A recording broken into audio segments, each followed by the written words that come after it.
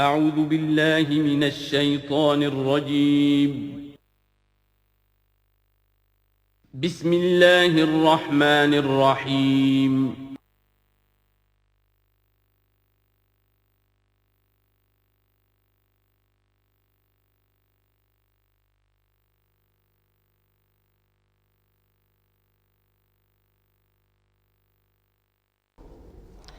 اب اگلی بحث پر آئیے، قرآن مجید کی ترکیب اور تقسیم، سنتھیسس اور ڈویژنز۔ اب اس میں سمجھیے کہ کلام جو ہے اللہ کا کلام ہے، کلام مرکب ہوتا ہے کلمات سے، کلمات حروف سے بنتے ہیں۔ عربی زبان کے حروف 28 یا 29 ہیں۔ الف اور حمزہ کو ایک ہی مانیں گے تو 28 رہ جائیں گے، الف علیحدہ حمزہ علیحدہ تو 29 ہو جائیں گے۔ یہ حروف جڑتے ہیں، لفظ بنتے ہیں۔ لفظ محمل بھی ہوتا ہے لیکن کلمہ وہ کہلاتا ہے جو بامانی لفظ ہو۔ پھر ان کلمات کو آپ جوڑتے ہیں، یہ مرکب توصیفی بن گیا، مرکب اضافی بن گیا، مرکب عددی بن گیا، مرکب جاری بن گیا۔ پھر ان مرکبات کو جوڑ کر فقرہ بنتا ہے، جملہ بنتا ہے، کلام مفید جس کو کہا جاتا ہے۔ قرآن مجید کے اعتبار سے علامہ سیوطی نے مخصوص جو قرآن کی اصطلاحات ہیں ان کے حوالے سے ایک بات کہی ہے، لیکن واقعہ یہ ہے کہ قرآن کی اصطلاحات خود اپنی ہیں، دنیا کی دوسری کسی بھی اصطلاحات پر ان کو قیاس نہیں کیا جا سکتا۔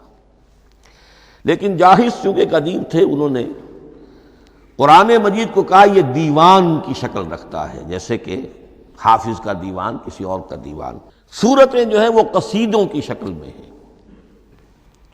بیت شعر آیت ہے، قوافی جو ہوتے ہیں شعروں میں قافیہ، وہ یہاں فواصل ہیں۔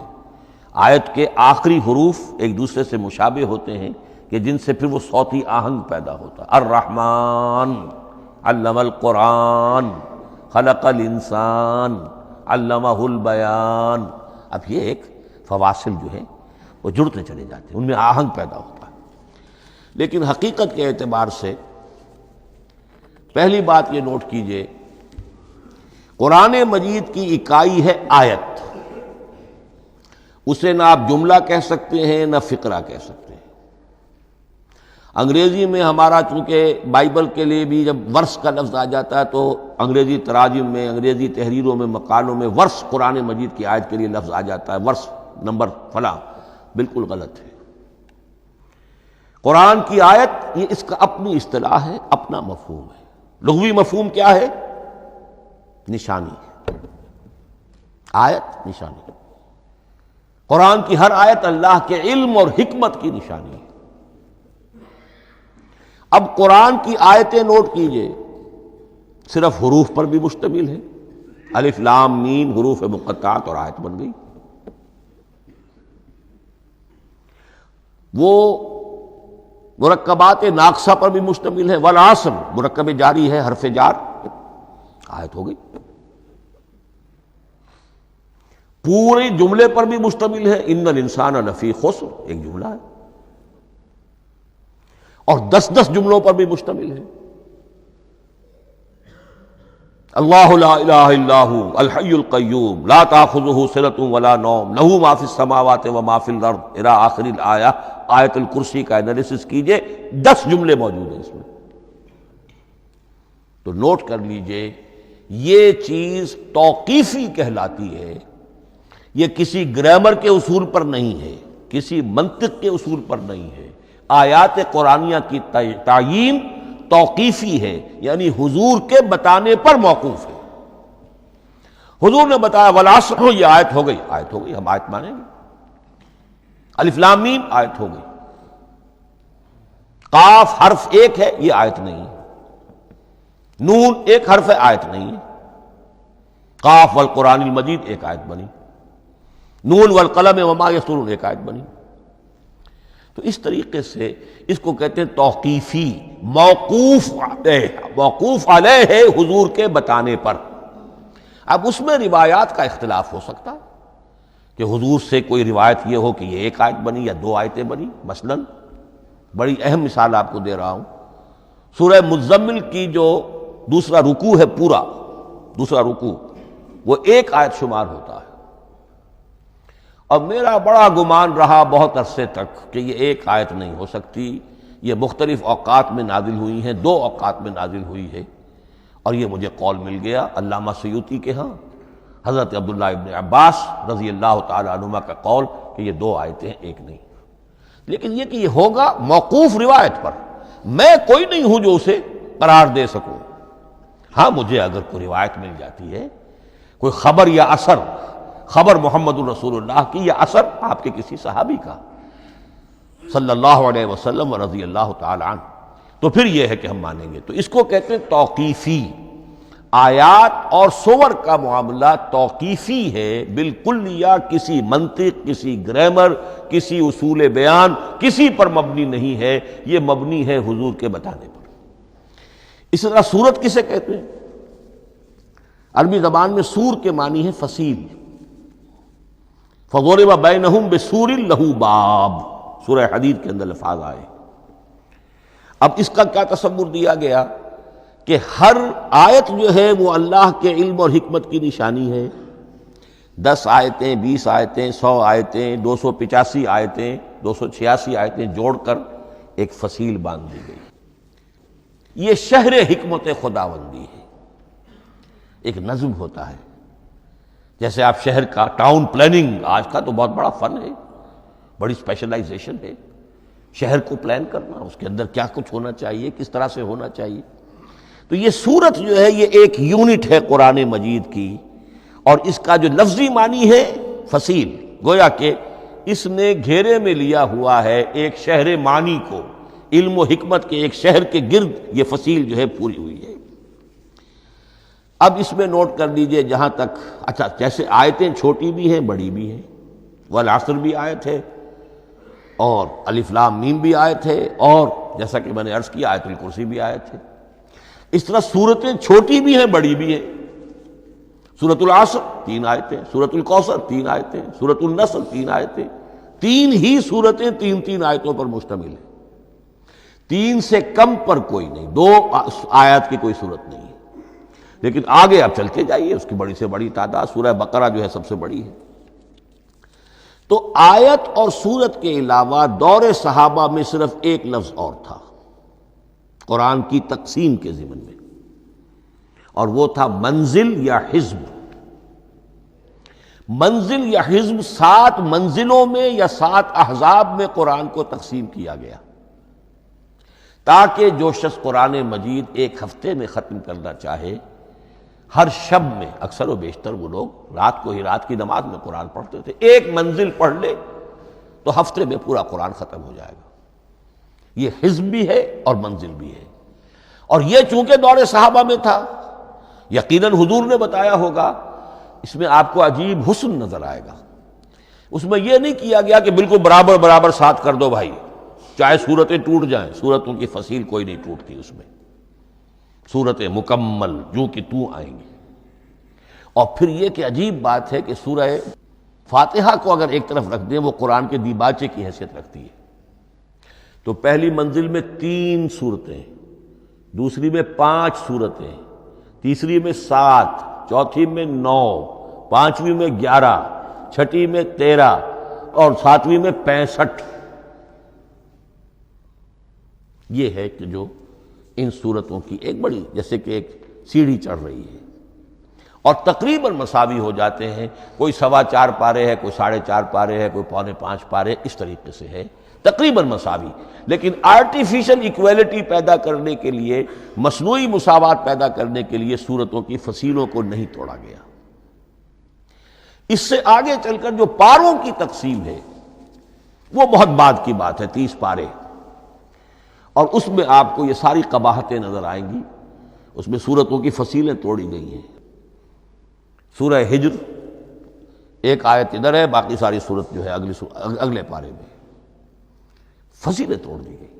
معلوم ہوتا ہے کسی شخص کے پاس جو قرآن تھا مصحف، اس نے صفحے گنے، 7 سے 30 سے تقسیم کیا، اور برابر صفحوں کے اندر وہ پارے بنا دیے۔ لیکن بہرحال دور صحابہ میں پاروں کا کوئی ذکر نہیں تھا، یہ بات کی بات ہے۔ دور صحابہ میں آیت، سورت اور حزب۔ اسی طریقے سے طویل سورتوں کو جو رکوعوں میں تقسیم کیا گیا یہ بھی بات کی بات ہے، لیکن یہ جو تقسیم کیا گیا ہے سورتوں کو رکوعوں کی شکل میں، 35 سورتیں تو قرآن کی ایسی ہیں چھوٹی ہیں جو ایک ایک ہی رکوع پر مشتمل ہے۔ آخری پارے کی 37 سورتیں ہیں، پہلی دو کی جو دو رکوع ہے، باقی سب کے سب جو ہے وہ ایک ایک رکوع شمار ہوتا ہے۔ لیکن رکوع کیوں کیے گئے؟ لمبی صورتوں میں سے اگر کچھ حصہ پڑھنا ہے نماز میں، سورہ بقرہ پوری تو نہیں پڑھ سکتے آپ ایک رکعت کے اندر، تو اس کا وہ حصہ پڑھا جائے جس میں ایک مضمون پورا ہو جائے، مضمون نہ ٹوٹے، تاکہ وہاں پر رکوع کرے آدمی کہ جہاں پر کہ وہ مضمون ایک اعتبار سے مکمل ہو گیا۔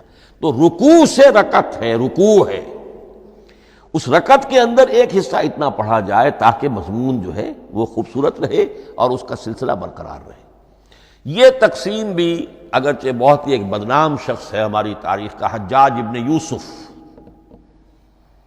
یہ اس کی ہوئی تقسیم ہے یا اس نے کرائی ہے، بہرحال اس کی طرف منسوب ہے، اور یہ بات ماننی پڑتی ہے کہ بڑے گہرے غور و فکر سے تقسیم کی گئی ہے، الل ٹپ نہیں ہے، بلکہ اس کے لیے واقعتاً غور کر کے جہاں وہ مضمون ختم ہوتا ہے، کہیں کہیں آپ اختلاف کر سکتے ہیں اور آپ کو حق حاصل ہے، اس لیے کہ یہ چیزیں توقیفی نہیں ہیں، یہ حضور کی بتائی ہوئی نہیں ہے، نہ رکوعوں کی تقسیم۔ اب سعودی عرب میں جو قرآن مجید چھپ رہے ہیں ان میں حزب ہو گئے ہیں، یعنی ہر پارے کو پارے برقرار رکھ کر 8 حزب بنا دیے انہوں نے، 4 حزب بنا دیے اور پھر نصف حزب کر کے 8 حصے کر دیے۔ تو یہ چیزیں جو ہمارے ہاں رکوع تو پاروں سے ادھر ادھر ہو جاتے ہیں، پارا بدل گیا رکوع وہی چل رہا ہے، اس لیے کہ رکوع میں مضمون کو پیش نظر رکھا گیا ہے، جبکہ پارے میں مضمون کو نہیں سامنے رکھا گیا۔ تو رکوع کا معاملہ جو ہے چاہے وہ حجاج ابن یوسف ہی نے کیا ہے، لیکن یہ کہ بہرحال وہ بہت صحیح ہے، اکثر و بیشتر، کہیں کہیں آپ اس سے اختلاف کر سکتے ہیں۔ تو یہ تو اس کا ہم نے آپ کے سامنے رکھا سنتھیسس۔ اب اگلا موضوع ہے ترتیب و تدوین کیسے ہوئی۔ ان علینا جمعہ و قرآنہ، ہمارے ذمے ہے اس کو جمع بھی کرنا اور پڑھوانا بھی، اور پڑھوانے میں ترتیب آ جائے گی لازماً۔ لیکن یہ کہ ایک بات تو اس میں بالکل متفق علیہ ہے جس میں کسی شک و شبے کی گنجائش نہیں، قرآن کی ترتیب نزولی اور تھی، ترتیب مصحف اور ہے۔ ترتیب مصحف میں سورہ فاتحہ کے بعد سورہ بقرہ ہے، سورہ بقرہ نازل ہوئی ہے مدنی دور میں جا کر، پھر سورہ آل عمران ہے وہ بھی مدنی ہے، سورہ نساء ہے وہ مدنی ہے، سورہ مائدہ ہے وہ مدنی، پھر آئی ہے سورہ انفال اور سورہ توبہ۔ یہ سورہ انفال تو مدنی نہیں، سورہ انعام اور سورہ اعراف یہ ہے کہ جو مکیات ہیں، یہ کہ بھی مکی دور کی بھی آخری زمانے کی ہے۔ ابتدائی جو مکی صورتیں وہ سب سے آخری حصے میں ہے، 29واں پارہ اور 30واں پارہ۔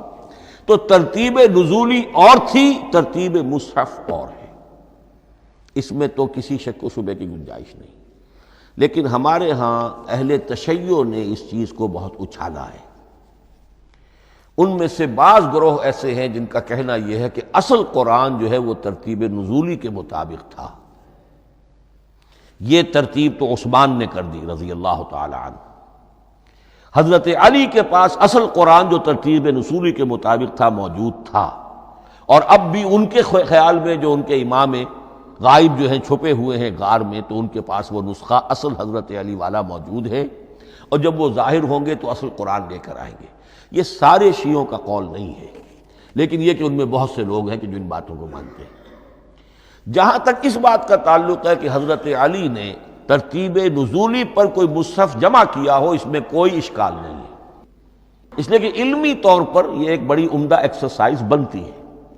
ایک زمانے میں بہت کوشش کرتا رہا ترتیب نزولی سے، اس لیے کہ ترتیب نزولی سے سیرت نبوی اخذ ہوتی ہے، پہلے کیا نازل ہوا، پھر کیا نازل ہوا، پھر کیا نازل ہوا۔ در حقیقت اگر آپ ترتیب نزولی سے قرآن مرتب کر دیں تو وہ سیرت النبی بن جائے گی۔ تو اس کو سمجھنے کے لیے ایک زمانے میں نے بڑی محنت کی ہے، لیکن ایک تو یہ کہ وہ یقین سے وہ باتیں ملتی نہیں ہیں، بعض روایات ہیں، لیکن یہ کہ پھر بھی آپ یقین سے نہیں کہہ سکتے۔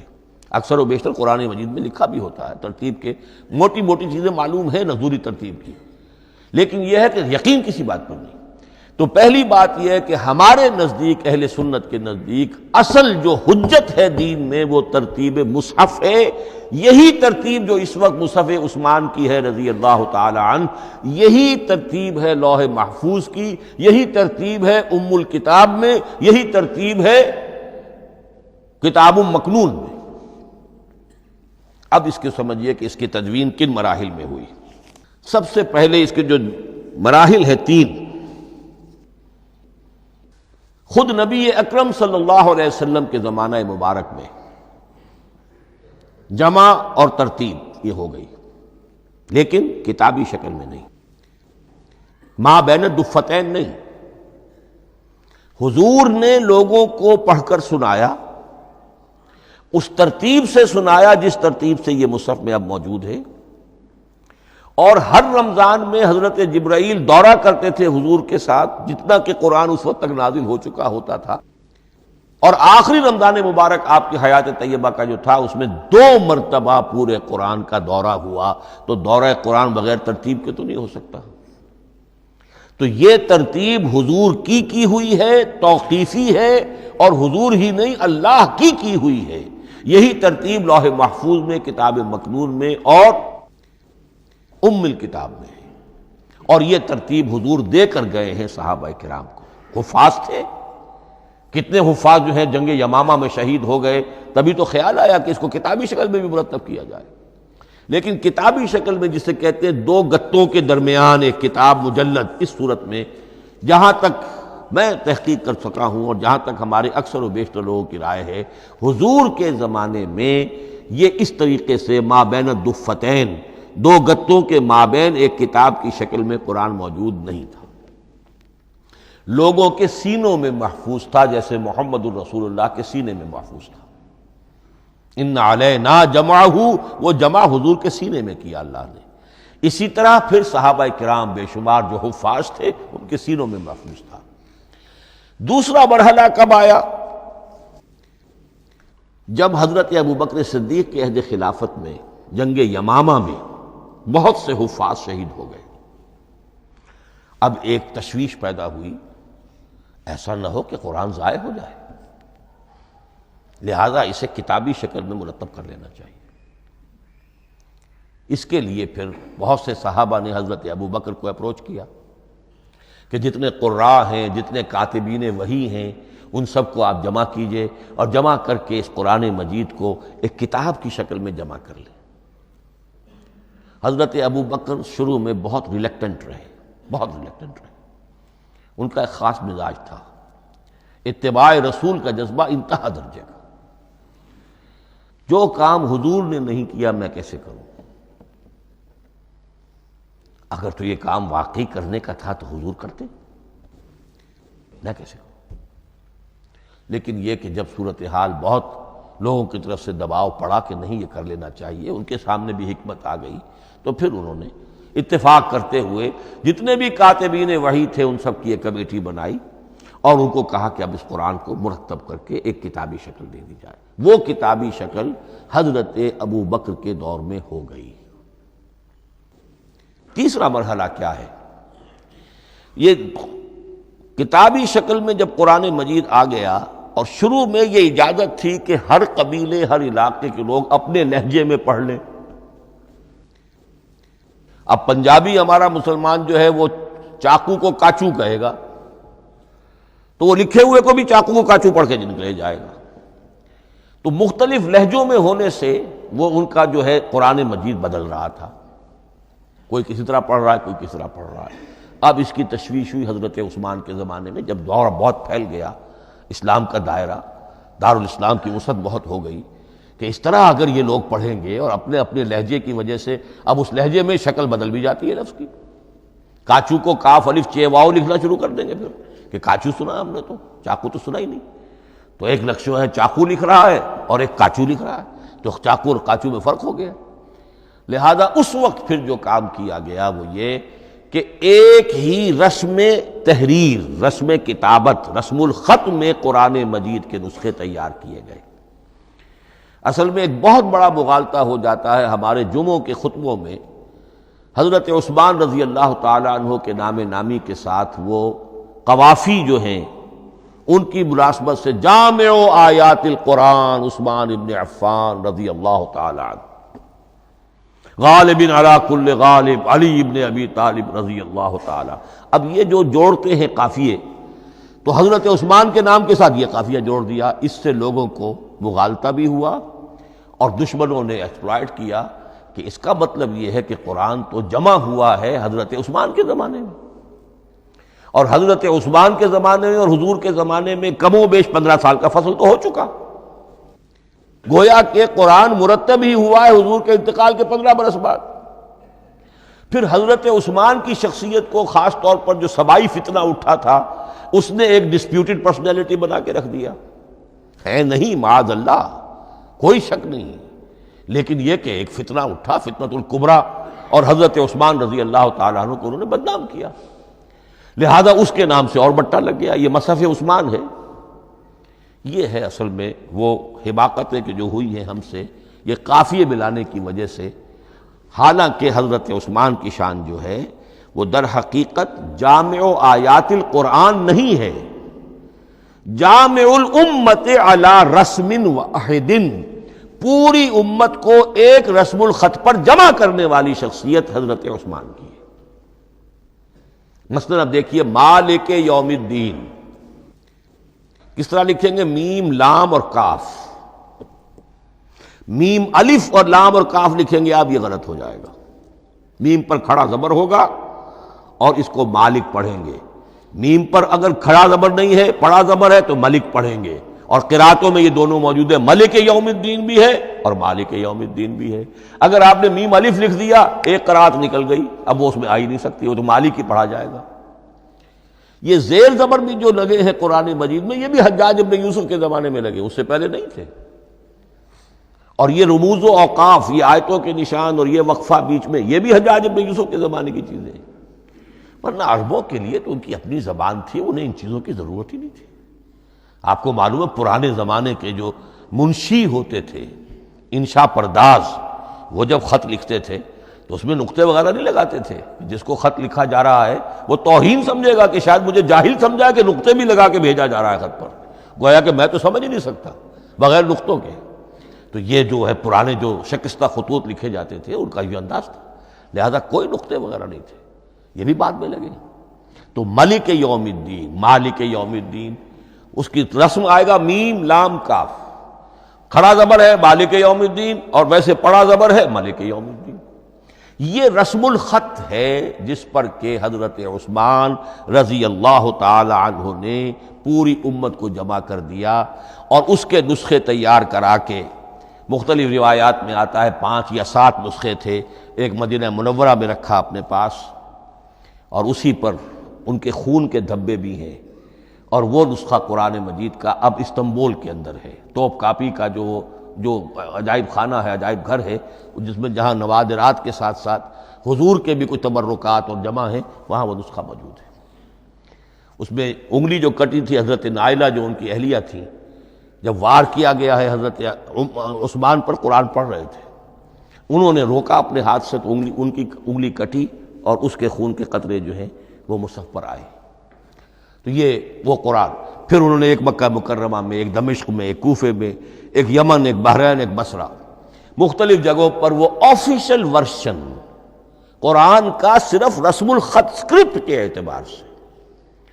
لیکن اب پھر نوٹ کر لیجئے، قرآن مرتب ہو چکا، مدون ہو چکا دور نبوی میں، لیکن کتابی شکل میں نہیں، سینوں میں محفوظ۔ دور خلافت ابی بکر میں وہ کتابی شکل میں لایا گیا، اور اس کے لیے پھر بحث ہوئی کہ اب اس کا نام کیا رکھا جائے۔ اس کے لیے کئی نام تجویز ہوئے، سفر بھی، انجیل بھی، وغیرہ وغیرہ، لیکن پھر اس کو حضرت عبداللہ ابن مسعود رضی اللہ تعالی عنہ نے اہل حبشہ سے استشہاد کرتے ہوئے مصحف نام رکھا، مصحف۔ یہ مصحف بن گیا حضرت ابوبکر کے زمانے میں، لیکن مصحف کی قرات کے جو فرق ہو رہے تھے تو وہ لکھنے کے اندر بھی فرق آنا شروع ہو گیا، اس کو دور کیا حضرت عثمان نے، اس کا آفیشل ورشن تیار کروایا، ایک رسم الخط پر پوری امت کو جمع کر دیا، باقی جو نسخے تھے انہیں آپ نے پھر ضائع کر دیا، تاکہ کوئی اور یہ نہ رہے کہ اب یہ بھی ایک تھا پرانا نسخہ نکل آیا، اس میں تو یہ لفظ اس طرح لکھا ہوا ہے، تو جامع الامت علی رسم واحد، ایک ہی رسم الخط پر پوری امت کو جمع کرنے والی شخصیت وہ حضرت عثمان کی ہے رضی اللہ تعالی عنہ۔ بہرحال یہ نوٹ کیجئے کہ یہ مرحلہ بھی حضرت عثمان کے زمانے میں تو یوں سمجھیے کہ حضرت عثمان کا پورا عہد بھی آپ جوڑ لیں تو آپ کی جو شہادت ہے وہ تقریباً یوں سمجھیے کہ حضور کے انتقال کے وہ 25 برس بعد ہے، گویا ربع صدی کے اندر اندر حضور کے انتقال کے بعد چوتھائی صدی کے اندر اندر سارے مراحل طے ہو گئے۔ یہی وجہ ہے میں نے شروع میں آپ کو بتایا تھا کہ پوری دنیا یہ مانتی ہے کہ آج جو قرآن مسلمانوں کے پاس ہے یہ ہے وہی جو محمد عربی صلی اللہ علیہ وسلم نے اپنی امت کو دیا تھا۔ یہ دوسری بات ہے کہ ہم سمجھتے ہیں کہ محمد عربی صلی اللہ علیہ وسلم کو یہ اللہ کے کلام کی صورت میں حضرت جبرائیل نے پہنچایا تھا، وہ اس کو نہیں مانتے، لیکن یہ حصہ اس کا ماننے پر مجبور ہیں کہ وہ اصل قرآن اپنی اسی انٹیگریٹی کے ساتھ، اپنے پوری پیور اس کا جو بھی ہے ٹیکسٹ پیور ہے اور اس کی انٹیگریٹی میں کوئی شک و شبہ کی گنجائش نہیں ہے کہ یہ وہی شے ہے جو محمد نے اپنی امت کو عطا فرمائی تھی صلی اللہ علیہ وسلم۔ ایک آخری بات چل میرے پاس 3 منٹ ہیں، یہ جو میں نے آپ کو ترتیب بتائی تھی قرآن کی، آیتیں، سورتیں، پھر حزب، اب اس میں ایک شے نوٹ کر لیجئے، آیت اللہ تعالیٰ کے علم و حکمت کا ایک نمونہ ہے، آیتوں کو جوڑ کر جب سورت بنائی تو آیتوں کے اندر جو ربط ہے، اس ربط آیات سے ایک اور معنی، ایک اور حکمت کا دروازہ کھلتا ہے۔ جیسے موتی ہے، ہر موتی بڑا خوبصورت ہے، لیکن جس ترتیب سے آپ نے پرویا اس کو دھاگے میں ہار بنایا، اس ترتیب سے اس کا حسن دوبالا ہو جائے گا۔ ہر موتی کا اپنی جگہ پر ایک حسن ہے، لیکن اس ترتیب کی وجہ سے اس کے حسن کا ایک اور پہلو ظاہر ہوگا۔ اسی طرح قرآن مجید کی صورتوں میں ربط آیات بہت اہم ہے۔ ایک مرکزی مضمون ہوتا ہے ہر صورت کا، مرکزی مضمون، عمود، اور اس کے گرد وہ ساری آیتیں اس طریقے سے گھوم رہی ہوتی ہیں، جڑی ہوئی ہوتی ہیں، جیسے کہ ایک دھاگے کے اندر پروئے ہوئے موتی ہوتے ہیں کہ جس کی جو ہار کی شکل اختیار کرتے ہیں۔ دوسری بات یہ، اکثر و بیشتر صورتیں قرآن مجید میں جوڑوں کی شکل میں ہیں، ایک مضمون کا ایک پہلو اس جوڑے کے ایک فرد میں اور دوسرا پہلو اسی کا دوسرے فرد میں، جیسے معوذتین، 2 صورتیں ہیں، مضمون ایک یہ تعوذ، معوذتین، الزہراوین، سورہ بقرہ سورہ آل عمران کو کہا گیا الزہراوین، حضور نے فرمایا 2 نہایت تابناک صورتیں، بڑی روشن صورتیں۔ جیسے آپ دیکھیں گے یا ایھا المدثر یا ایھا المزمل قم اللیل الا قلیلا یا ایھا المدثر قم فانذر، ایک ہی طرح کا اٹھان ہے، حضور سے خطاب ہو رہا ہے۔ سورۃ الضحیٰ، سورۃ الانشراح، یہ تمام جوڑوں کی شکل میں۔ اسی طرح سورہ طلاق، سورہ تحریم، یا ایھا النبی اذا طلقتم النساء فطلقوہن لعدتہن یا ایھا النبی لم تحرم ما احل اللہ لک تبتغی مرضات ازواجک۔ شوہر اور بیوی کے درمیان تعلق یا تو اتنا گہرا ہو جاتا ہے کہ ایک دوسرے کے لحاظ میں وہ حدود خدابندی ٹوٹنے لگے، بیوی کی وجہ سے آپ نے کسی حرام شے کو حلال کر لیا یا حلال کو حرام کر لیا، بیوی کو ناپسند ہے وہ شے، تو حضور سے ذرا سا یہ ہو گیا تھا معاملہ۔ اپنی ازواج مطہرات حضرت عائشہ اور حضرت حفصہ رضی اللہ تعالیٰ عنہما، ان دونوں کی رضا جوئی کے لیے وہ خاص قسم کا شہد ہے، قسم کھا لی آپ نے کہ میں اسے استعمال نہیں کروں گا۔ لما تحرم ما احل اللہ لک، اے نبی آپ کیوں حرام کرتے ہیں اپنے اوپر وہ شے جو اللہ نے آپ کے لیے حلال کی ہے؟ تبتغی مرضات ازواجک، اپنی بیویوں کی رضا جوئی میں۔ یہ ایک انتہا ہوئی۔ دوسری انتہا کیا ہے؟ میاں اور بیوی میں اتنا بودھ ہو جائے کہ طلاق تک نوبت آ جائے، تو سورۃ التحریم ایک انتہا کو بیان کر رہی ہے، سورہ طلاق اگلی اس کے ساتھ جڑی ہوئی وہ دوسری انتہا کو بیان کر رہی ہے۔ سورہ صف حضور کے مقصد بعثت کو بیان کر رہی ہے، سورہ جمعہ آپ کے طریقہ کار کو بیان کر رہی ہے۔ اس طرح قرآن مجید کی اکثر و بیشتر صورتیں جو ہیں وہ جوڑوں کی شکل میں ہیں۔ میرا خیال یہ ہے کہ وقت ختم ہو گیا ہے، اس مضمون کا تھوڑا سا حصہ باقی ہے، وہ انشاءاللہ میں اگلی نشست میں لوں گا۔ بارک اللہ لی ولکم فی القرآن العظیم ونفعنی وإیاکم بالآیات والذکر الحکیم۔